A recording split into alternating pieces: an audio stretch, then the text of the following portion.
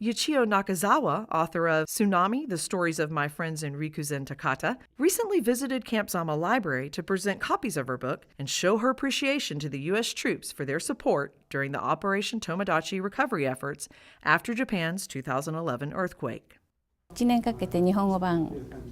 took me a year to write this book in Japanese, but I also published it in manga about 2 years ago because I felt that animation can sometimes describe something more softly than facts. I really wanted kids to speak about this tragic event to the next generation when they get to be adults. That's why I decided to publish it in manga.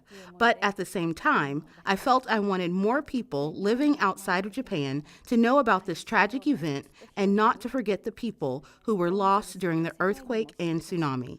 That's how I decided to publish it in English.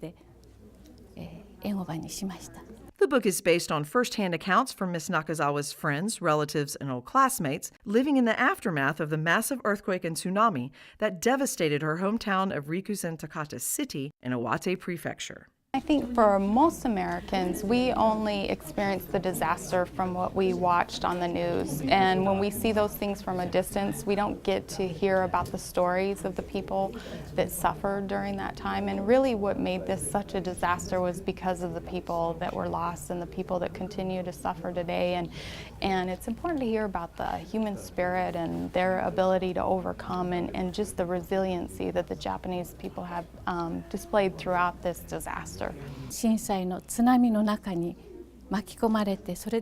I want people who read my book to know that the spirit of those who lost their lives in the earthquake and tsunami lives on through the tsunami survivors. I really want others to know how people are moving forward without their loved ones while still living in the devastated area. Reporting for U.S. Army Garrison Japan Public Affairs, I'm Honey Nixon.